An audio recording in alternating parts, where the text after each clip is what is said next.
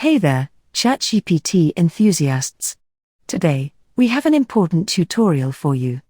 Have you ever encountered a grey background around your text on ChatGPT? It can be quite annoying, right? But worry not, because I'm here to guide you through the simple steps to remove it. So, let's dive right in. As you can see here, the grey box is quite prominent. But fear not, we'll make it disappear in no time. The first step is to copy the text.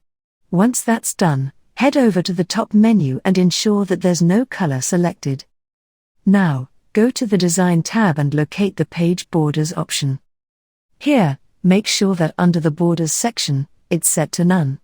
We don't want any borders around our text. Next, ensure that the Page Border option is also set to none. We're aiming for a clean look, remember.